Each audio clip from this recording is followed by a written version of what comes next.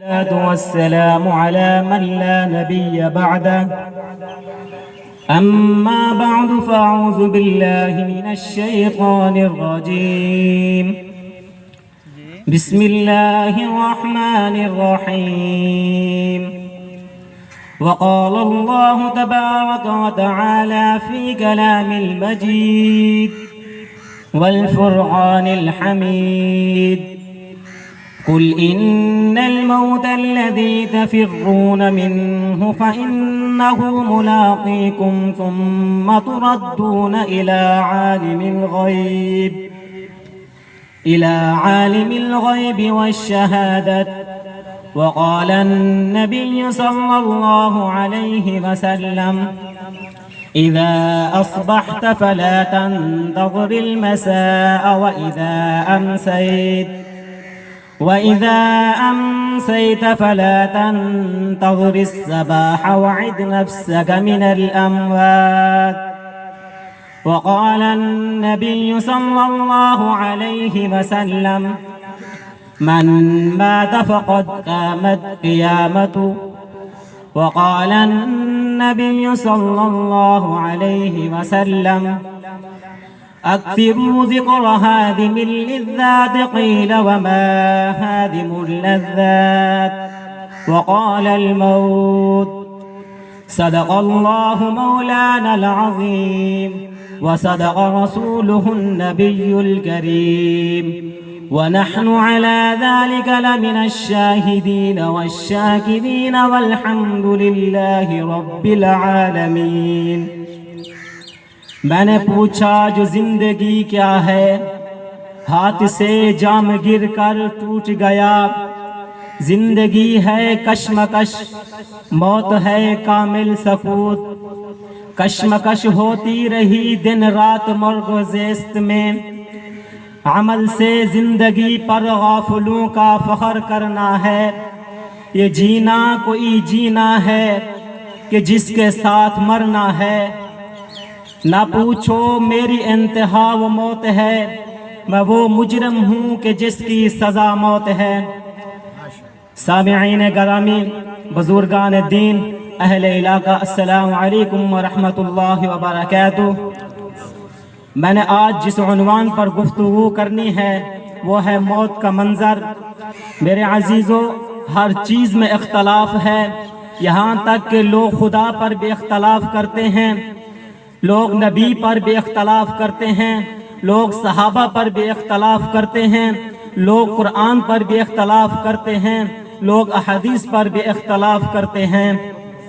مگر موت ایک ایسی چیز ہے جو برحق ہے کہ جس میں کسی کا اختلاف نہیں.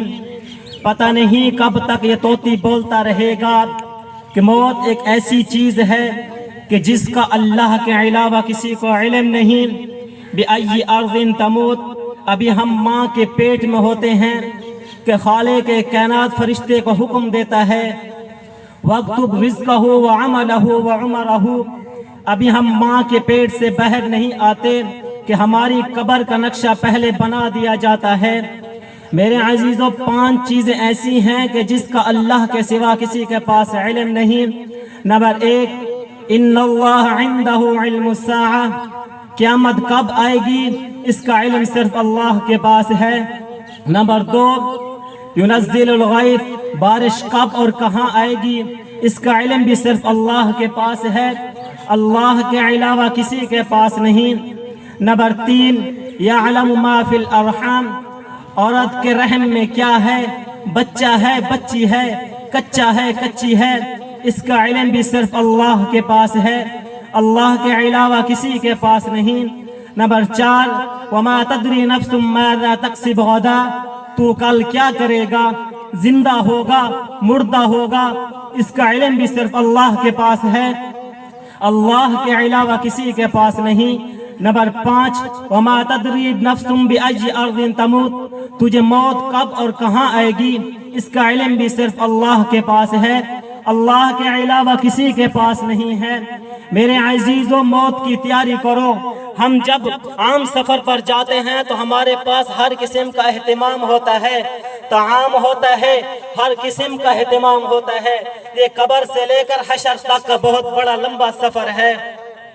حضرت ابو بکر صدیق رضی اللہ تعالی عنہ فرماتے ہیں داخل القبر بلا زاد فکأنما رقب البحر بلا سفینۃ، کہ جس شخص کے پاس نہ کوئی عمل ہے، نہ نماز ہے، نہ روزہ ہے، اور کفن پہن کر جا رہا ہے، یوں سمجھو کہ کوئی شخص سمندر میں بغیر کشتی کے سفر کر رہا ہے، اب اس کے پاس غرق ہونے کے سوا کوئی چارہ نہیں ہے۔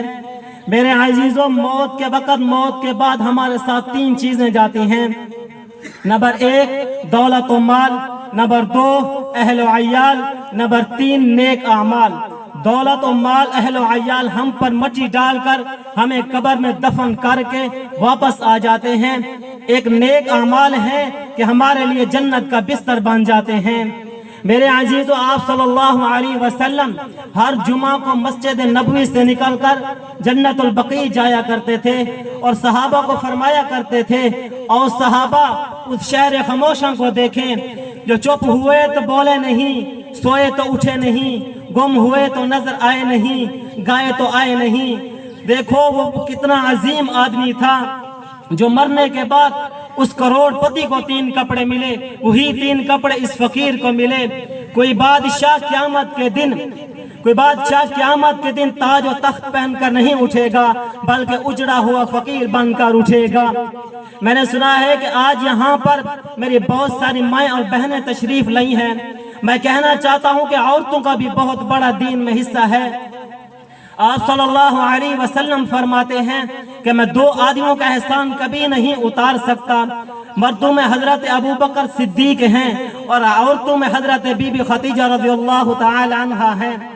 اللہ تعالی نے مریم کا حیا قرآن مجید میں بیان فرمایا، اور بی بی ہاجرہ کا چلنا اتنا پسند آیا کہ کسی حاجی کا حج مکمل نہیں ہوتا جب تک اس کے چلنے کا نقشہ نہ دکھا دے۔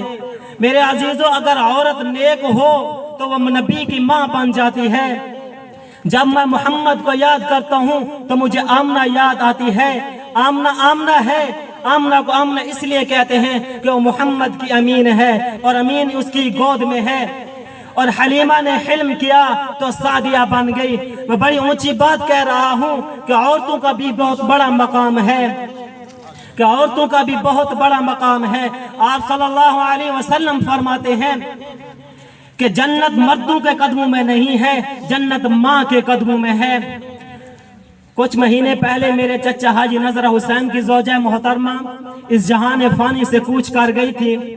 آج جلسہ دعائیہ ہے، ہم مل کر دعا کرنے آئے ہیں کہ یا اللہ، ایک عاجز بندہ کفن پہن کر تیری بارگاہ میں داخل ہوا ہے، اس پر رحم و کرم کرنا، اس کو قبر کے عذاب سے بچانا، اس کو اپنے عتاب سے بچانا، اس کے لیے قبر کا حساب آسان فرمانا۔ میرے عزیزوں، موت کے وقت اور موت کے بعد 5 منزلیں ہیں۔ پہلی منزل ہے سکرات۔ سکرات کا عذاب یہ ہے کہ گلہ کا گھٹ جانا، آواز کا نہ نکلنا، کلمہ کا نصیب نہ ہونا، خدا کی قہریت میں پکڑا جانا۔ دوسری منزل ہے قبر۔ آپ صلی اللہ علیہ وسلم فرماتے ہیں کہ جب مردہ قبر میں داخل ہوتا ہے تو اس سے 3 سوال ہوتے ہیں۔ پہلا سوال ہوتا ہے من ربک، دوسرا سوال ہوتا ہے ما دینک، تیسرا سوال ہوتا ہے من نبیک، تیرا رب کون ہے، تیرا دین کیا ہے، تیرا نبی کون ہے۔ اگر جواب دے گیا تو آواز آئے گی ففرشوہ من الجنت، کہ اس کے لیے جنت کا بستر بچھا دو، والبسوہ من الجنت وافتحوا له بابا الى الجنت، کہ اس کے لیے قبر میں جنت کی کھڑکی کھول دو تاکہ یہ جنت کے مناظر دیکھتا رہے اور جنت کی خوشبوئیں آتی رہیں۔ جزاکم اللہ احسن الجزاء، وآخر دعوانا الحمد للہ۔